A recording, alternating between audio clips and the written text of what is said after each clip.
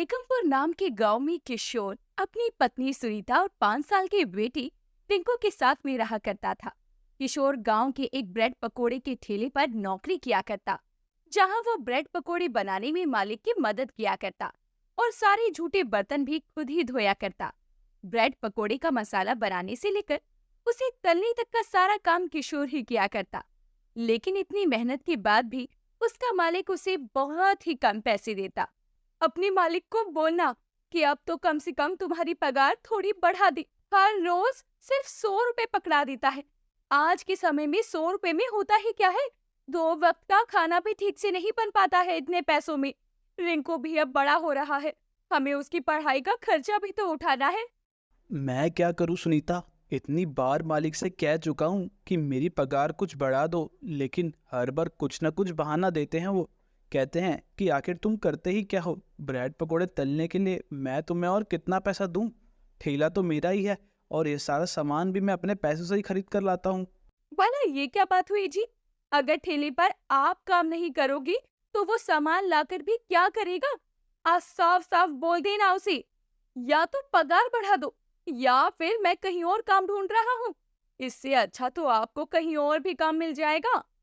सुनीता की बात सुनकर किशोर काम पर जाकर अपने मालिक से बात करता है, लेकिन उसका मालिक हर बार की तरह इस बार भी किशोर से वैसे ही बात करता है।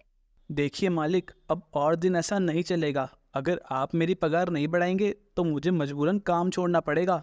अरे तो छोड़ देना, मुझे धमकी क्या दे रहा है? जितने पैसे मैं तुझे देता हूँ उतने मैं किसी और को दे दूंगा। तेरी वजह से मेरा काम थोड़ी ना रुक जाएगा। काम तो हमेशा इसी तरह चलता रहेगा। एक को काम से निकालूंगा तो कोई दूसरा काम पर आ जाएगा। चल निकल यहाँ से। किशोर का मालिक गोवर्धन उसे धक्के मारकर काम से निकाल देता है।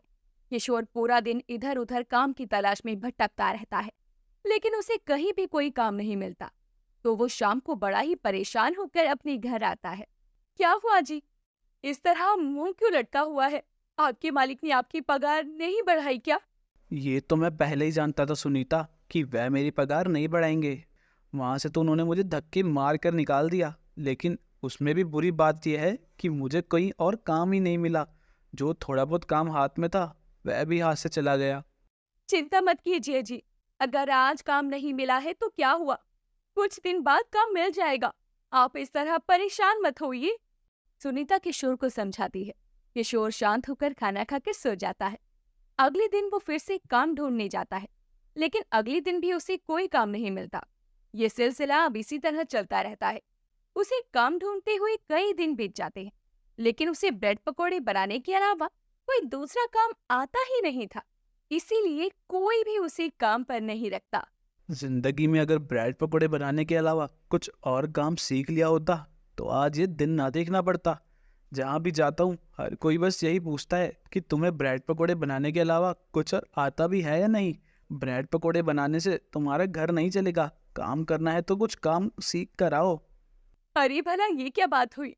हाथ में भी कोई कला हो, उससे इंसान कमा कर खा सकता है। अभी तक आप अपने मालिक के यहाँ पर ब्रेड पकोड़े बनाती थी, इसी वजह से उसका काम चल रहा था। तो ये तो सरासर झूठ है कि ब्रेड पकोड़े बनाने से हमारा घर नहीं चल सकता। मैं तो कहती हूँ आप अपना ब्रेड पकोड़े का काम शुरू कर लीजिए। आपके हाथ के ब्रेड पकोड़े सभी को बहुत पसंद है, इसीलिए आपका काम बहुत अच्छा चलेगा। बात तो तुम्हारी ठीक है, लेकिन मेरे पास कोई भी काम खोलने के लिए पैसे नहीं है। काम खोलेगा तो ठेला खरीदना पड़ेगा और ठेला इतना सस्ता नहीं होता। जरूरी नहीं जी कि ब्रेड पकोड़े बेचने के लिए आपको नया ठेला ही खरीदने पड़े। आप ना कुछ दिनों के लिए ठेला किराए पर ले लीजिए। अगर आपका काम अच्छा चल जाता है तो कुछ समय बाद उसी ठेले को खरीद लेंगे। मेरे पास इतने पैसे हैं कि आप एक ठेला किराए पर ले सकते हैं। आप जल्दी से जाकर ब्रेड पकोड़े बनाने का सामान लेकर आ जाइए। फिर कल से बाजार में ब्रेड पकोड़े बेचने निकल जाना। ठीक है सुनीता। किशोर जाकर ब्रेड पकोड़े बनाने का सारा सामान खरीद कर लाता है और एक ठेले को भी किराए पर ले आता है। अगले दिन सुबह जल्दी उठकर दोनों पति पत्नी ब्रेड पकोड़े बनाने की तैयारियां शुरू कर देते हैं। कुछ ही देर में ब्रेड पकोड़े का मसाला बनकर तैयार हो जाता है। बस हो गया काम, बाकी का काम तो मुझे ठेले पर जाकर ही करना पड़ेगा। ठेले पर ब्रेड पकोड़े का मसाला और बाकी का सामान रखकर किशोर अपना ठेला लेकर बाजार की ओर निकल जाता है। किशोर को तो लोग पहले से ही जानते थे, इसीलिए उसे बाजार में ठेला लगाया हुआ देखकर लोग अपने आप ही उसकी ठेले पर आने लगते हैं। क्या बात है किशोर भैया, आपने पुराने वाले ठेले पर काम करना छोड़ दिया है क्या? बस क्या बताऊं भैया, मालिक को पगार बढ़ाने के लिए बोला था तो उन्होंने मुझे काम से ही निकाल दिया। किसी और ने मुझे काम दिया नहीं। अब बिना काम के तो मैं रह नहीं सकता था, इसलिए अपना ब्रेड पकौड़े का काम ही शुरू कर दिया। बहुत अच्छा किया भैया। वैसे भी किसी और के नीचे काम करने से अच्छा अपना ही काम शुरू कर लो। वह तो आपके महीने के बहुत ही कम पैसे देता था। इतने पैसे कमाने के बाद भी उसके मन में लालच नहीं जाता था। अच्छा हुआ जो आपने अपना अलग ठेला खोल लिया। अब आपकी कमाई भी अच्छी हो जाएगी। भगवान करे कि ऐसा ही हो भैया। धीरे धीरे किशोर के ठेले पर ग्राहकों की भीड़ लगनी शुरू हो जाती है। किशोर के मालिक का ठेला भी वहां से कुछ ही दूरी पर था।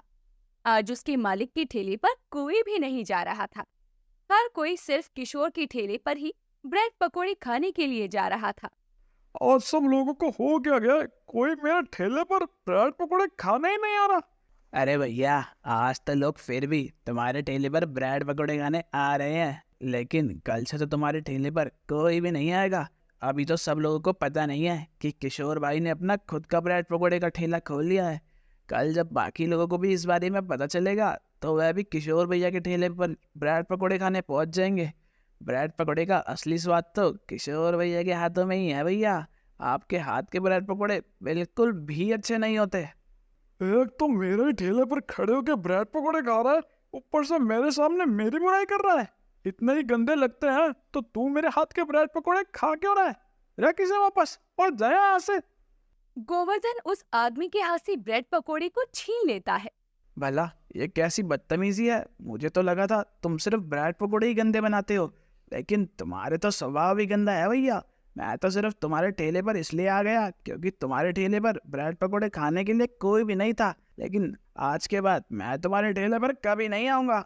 हो तो धमकी क्या दे रहा है? जा बताइयो। तुझ एक ग्राहक के मेरे ठेले पर ना आने से मुझे कोई फर्क नहीं पड़ेगा। एक दो दिन उसके ठेले के ब्रेड पकौड़े खाओगे तो घूम फिर के वापस मेरे पास ही आओगे। देखता हूँ कितने दिन तक ये अपना ठेला चला पाता है। गोवर्धन उस ग्राहक से बदतमीजी से बात कर वहां से उसे भगा देता है, लेकिन उसके बाद उसके ठेले पर कोई भी ग्राहक नहीं आता। ऐसे ही कई दिन बीत जाते हैं।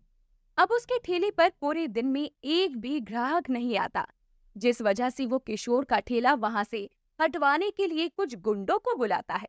तुम लोग मेरी बात ध्यान से समझ गए ना? तुम किसी भी तरह डरा धमका कर मारपीट करके उस किशोर के ठेले को यहाँ से हटवा दो। जब से उसने यहाँ पर ठेला लगाया तब से मेरा काम ही बंद हो गया है। अगर जल्दी मैंने उसका ठेला यहाँ से नहीं हटाया तो मेरा तो काम बिल्कुल ही बंद हो जाएगा। आप चिंता मत कीजिए, हम उसे ऐसा धमकाएंगे कि फिर वो कभी यहाँ पे आपके ठेले पर आने की हिम्मत नहीं करेगा। वो दोनों गुंडे किशोर को डराने के लिए उसके पास जाते हैं। सुन बे शाणे, कल से तेरा ये ठेला यहाँ पर लगना नहीं चाहिए। अगर हमने आज के बाद कभी तेरा ठेला यहाँ पर लगे हुए देखा ना तो तू और तेरा ठेला बचेगा नहीं। तुझे मार मार के हम तेरा बेहाल कर देंगे। ये आप दोनों क्या बोल रहे हो? मैंने आप दोनों का क्या बिगाड़ा है जो आप मुझे इस तरह धमकी दे रहे हैं? तो जाए ये सब जानने की जरूरत नहीं है कि हम कौन हैं और तूने हमारा क्या बिगाड़ा है। तो बस इतना जान ले कि आज के बाद तेरा ठेला यहाँ पर नहीं लगना चाहिए, वरना तेरी सेहत के लिए अच्छा नहीं होगा। अच्छा, ऐसे तो कोई भी अगर मुझे कुछ भी बोल देगा और मैं अपना अच्छा भला चलता हुआ काम छोड़ दूंगा। मैं तो अपना ठेला लेकर कहीं भी नहीं जाऊंगा, यहीं पर अपना ठेला लगाऊंगा। जो करना है कर लो। वो दोनों पास में पड़े ठेले से किशोर के डंडे को तोड़ने लगते हैं। तभी वहां पर पुलिस आ जाती है और दोनों गुंडों को पकड़ लेती है। क्या रे, बहुत ही चर्बी चढ़ गई है क्या तुझे, जो तुम इस बेचारे को परेशान कर रहे हो? डालो इनको गाड़ी में और तुम चिंता मत करो, तुम्हारे ठेले का जो भी नुकसान हुआ है उसकी भरपाई ये लोग करेंगे। पुलिस उन दोनों गुंडों को अरेस्ट करके ले जाती है। तब पता चलता है कि ये सब गोवर्धन का करवाया था, जिसके बाद उनसे फाइन लेकर किशोर को एक नया ठेला दिलवाया जाता है और अपनी इस हरकत के लिए कुछ समय के लिए गोवर्धन को उनके साथ जेल में ही रहना पड़ता है। सोहन अपनी पत्नी विनीता और अपनी 8 साल की बेटी जूही के साथ जूनपुर नाम के एक गांव में रहता था। वो ज्यादा पढ़ा लिखा नहीं था, इसीलिए जमींदार के खेत में मजदूरी करके ही उसे अपने परिवार का पेट पालना पड़ता था। अरे आ गए आप। क्या हुआ जी? आप इतने परेशान क्यों हैं? आज भी सेठ जी ने आपको कुछ कहा है क्या? तुम तो जानती ही हो, जब से फसल खराब हुई है तब से सेठ जी ने एक बार भी मुझे ठीक से मेरी मजदूरी नहीं दी। उनकी बातों से तो मुझे लगता है कि वो कुछ ही दिनों में मुझे काम से निकाल देंगे। समझ नहीं आता मैं कैसे घर के सारे खर्चे संभालूंगा। सुनिए जी, आप इतनी चिंता मत कीजिए। आप शहर जाकर कोई अच्छा सा काम ढूंढिए। आपको जरूर वहाँ कोई ना कोई काम मिल ही जाएगा। और ये लीजिए, गर्मा गर्म खाना खाइए। आज मैंने आप दोनों के लिए आपकी पसंद के कढ़ी चावल बनाए हैं। खाकर तो बताइए कैसे बने हैं। वाह, क्या स्वाद है! सच में मैंने अपनी जिंदगी में इससे स्वादिष्ट कढ़ी चावल और कहीं नहीं खाए। तुम्हारे हाथ कढ़ी चावल खाकर तो मजा ही आ गया। हाँ माँ, ये कढ़ी चावल सच में बहुत स्वादिष्ट है। अगर तुम इन कढ़ी चावलों का ढाबा खोलोगी तो सब लोग तुम्हारे हाथ के बने कढ़ी चावल खाकर अपनी उंगलियां चाटते रह जाएंगे। अपनी बेटी जूही की ये ढाबे वाली बात सुनकर विनीता के मन में ढाबा खोलने का विचार आता है। तभी वो अपने पति सोहन से कहती है, वैसे जूही बात तो ठीक कह रही है जी। जब हम अपना खुद का काम करके अपना घर चला सकते हैं तो आप किसी के यहाँ नौकरी क्यों करो? क्या मतलब? मैं कुछ समझा नहीं। देखिए जी, आपके सेठ जी का तो कोई भरोसा नहीं है कि वो कब आपको काम से निकाल दे। क्यों ना हम दोनों मिलकर अपना एक ढाबा खोलें। इससे ना तो आपको दूसरों के यहाँ काम करना पड़ेगा और हमारी आमदनी भी अच्छी हो जाएगी। तुम्हारी बात तो ठीक है विनीता, लेकिन ढाबा खोलने के लिए इतने सारे पैसे आएंगे कहाँ से? आप चिंता मत कीजिए जी। आप मेरी शादी के गहनों को गिरवी रखकर पैसे ले आएंगे और जब हमारे ढाबे से अच्छी आमदनी होने लगेगी तो आप मेरे गहने वापस ले आना। लेकिन लेकिन लेकिन कुछ नहीं जी। ये लीजिए मेरे गहने और इसे गिरवी रख के पैसे ले आइए। विनीता की बात मानकर अब सोहन सुनार के पास गहने गिरवी रख के उससे पैसे ले आता है और उन पैसों से वो अपना एक छोटा सा ढाबा खोल लेता है। ढाबे के पहले दिन ही विनीता के हाथों के बने खाने की खुशबू से लोग उसके ढाबे की ओर खींचे चले आते हैं। अरे भाभी जी, खाने की खुशबू तो बहुत अच्छी आ रही है। ऐसा क्या बनाया आपने खाने में? भैया, हमारे ढाबे में तो आपको कढ़ी चावल, छोले चावल, राजमा चावल, दाल तड़का और तंदूरी रोटी सब कुछ मिलेगा। बताइए आपको क्या खाना है? खाने की खुशबू से तो मेरा मन कर रहा है आपके हाथ के बने सारे खाने का स्वाद चख लूं, लेकिन मेरे पास इतने पैसे नहीं हैं कि मैं सब कुछ खरीद सकूं।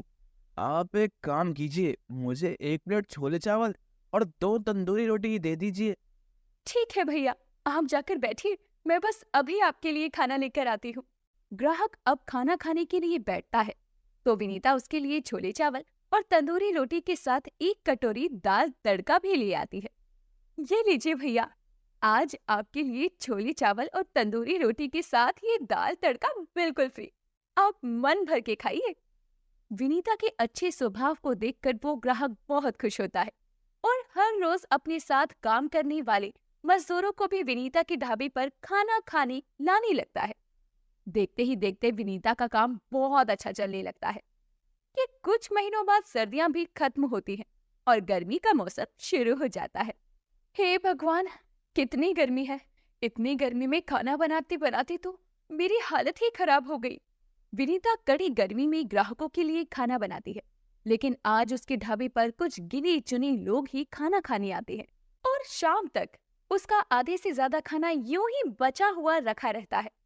आज तो हमारी इतनी भी आमदनी नहीं हुई जिससे हमारी लागत के पैसे भी निकल सके। हम सबने भी खाना खा ही लिया है, तो आप एक काम कीजिए, इस बचे हुए खाने को किसी जरूरतमंद को दे आइए। खराब होने से अच्छा है इसे खाकर किसी का पेट ही भर जाए। अब सोहन उस बचे हुए खाने को कुछ जरूरतमंद लोगों को बांट देता है और विनीता अगले दिन फिर से कड़ी गर्मी में ग्राहकों के लिए खाना बनाती है। लेकिन आज तो उसके ढाबे पर कल से भी कम ग्राहक आते हैं और देखते ही देखते कुछ दिनों में उसके ढाबे पर एक तो ग्राहक के अलावा और कोई भी नहीं आता। बहन जी, इतनी गर्मी है, अब तो आप भी अपने ढाबे में एसी लगवा ही लीजिए। कल्लू ढाबे वाले ने तो अपने ढाबे में 2-2 एसी लगवा ली हैं, इसीलिए अब सभी लोग कल्लू के ढाबे पर जाकर ही खाना खाते हैं। उसका खाना थोड़ा महंगा है, लेकिन इतनी गर्मी में एसी की ठंडी हवा के नीचे इंसान सुकून से खाना खा लेता है। इसलिए अब कल से मैं भी कल्लू ढाबे वाले के ढाबे में ही जाकर खाना खाऊंगा। इतना कहकर वो ग्राहक वहां से चला जाता है। लेकिन उसकी बात सुनकर विनीता और सोहन बहुत परेशान हो जाते हैं। अगर ऐसे ही चलता रहा तो हमें अपना ढाबा बंद करना पड़ेगा जी। हमारे पास जो पैसा था वो सब तो हमने ये ढाबा खोलने में लगा दिया। अब हम अपने ढाबे में ये एसी कहाँ से लगवाएंगे? विनीता सोहन से ये सब कह रही थी कि तभी वहां पास के एसी ढाबे वाला कल्लू आता है और उनसे कहता है, जरा मेरी बात ध्यान से सुनो सोहन भैया। मेरे एसी ढाबे के सामने अब तुम्हारा एक घटिया ढाबा तो चलने से रहा, इसलिए तुम्हारी बेहतरी इसी में है कि अब तुम इस ढाबे को ताला लगा दो, नहीं तो कुछ दिनों में तुम्हें खाने के भी लाले पड़ जाएंगे। मेरा तो फर्ज था तुम्हें समझाना, सो मैंने कर दिया। अब मैं चलता हूँ। उन दोनों को ये सब बातें कहकर कल्लू ढाबे वाला वहां से चला जाता है। लेकिन उसकी बातों से सोहन और विनीता का मन अब और भी दुखी हो जाता है। जो भी कहो, कल्लू ढाबे वाले की बात तो बिल्कुल सही है। इतनी गर्मी में हर कोई एसी की ठंडी हवा में बैठकर ही खाने का आनंद लेना चाहता है, और हमारे पास एसी खरीदने के पैसे तो हैं ही नहीं। इसलिए और घाटे में डूबने से अच्छा है कि हम इस ढाबे को बंद ही कर दे। तो भी तुम ये सब सामान समेट लो, उसके बाद इस ढाबे को बंद करके हम अपने घर चलते हैं। अब तो कल से हम कोई दूसरा काम ही खोजना होगा, नहीं तो हम जूही के स्कूल का खर्चा भी इन पैसों में नहीं निकाल पाएंगे। सोहन की बात से विनीता भी सहमत हो जाती है और वो ढाबा बंद करने के लिए ढाबे का सारा सामान समेटने लगती है। तभी उसके ढाबे पर एक ग्राहक आता है और उस ग्राहक को देखकर सोहन की खुशी का कोई ठिकाना नहीं रहता, क्योंकि वो ग्राहक कोई और नहीं, उसके बचपन का दोस्त धीरेन्द्र होता है। उसे देखते ही सोहन उसके गले से लग जाता है। अरे कितने साल बाद देखा है मैंने तुझे। अच्छा किया जो तूने अपना ये ढाबा खोल लिया। भाभी जी, आप तो अब जल्दी से मुझे अपने हाथों का खाना खिला दो, बहुत तेज भूख लगी है। क्यों नहीं देवा जी, आप दोनों बैठकर बातें करिए, मैं अभी आप दोनों के लिए खाना लेकर आती हूँ। अब विनीता उन दोनों के लिए खाना लेकर आती है और दोनों एक दूसरे से अपनी बचपन की ढेर सारी बातें करते हैं। बातें करते हुए सोहन को अंदर ही अंदर महसूस होता है कि उसका दोस्त शहर जाकर इतना बड़ा व्यापारी बन गया और वो इसी गांव में रहकर एक छोटे से काम के लिए भी मोहताज है। अरे किस सोच में पड़ गया तू? सब ठीक तो है ना? नहीं नहीं, कोई बात नहीं, सब ठीक है। वो तो तू इतने दिनों बाद मिला तो बस पुरानी यादें ताज़ा हो गई। अच्छा, तो तू अब मुझसे भी अपनी परेशानी छुपाएगा? तेरे चेहरे से ही पता लग रहा है कि तू कितना परेशान है। बता मुझे क्या बात है।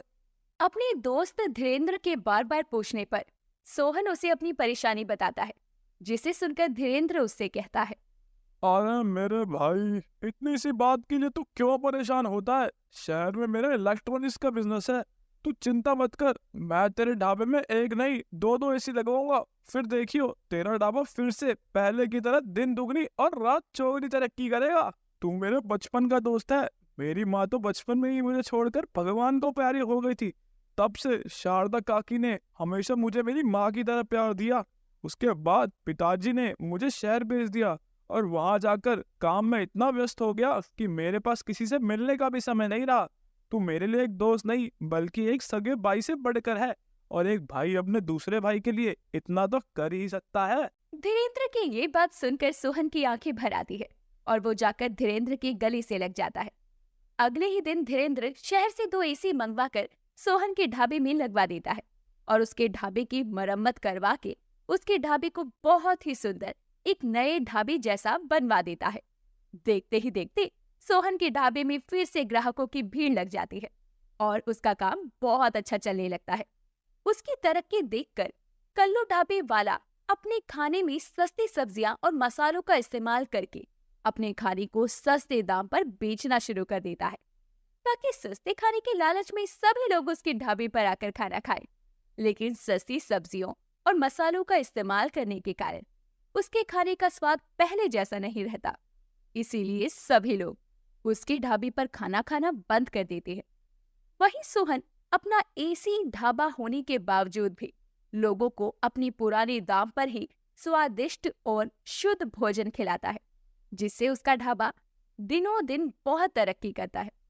कुछ ही समय में ढाबे से कमाए हुए पैसों से वो अपना नया घर भी बनवा लेता है और कल्लू ढाबे वाले के लालच और सोहन के प्रति ईर्ष्या के कारण कुछ ही दिनों में कल्लू ढाबे वाले का ढाबा बिल्कुल ठप पड़ जाता है और उसे हार मानकर अपना ढाबा बंद करना पड़ता है।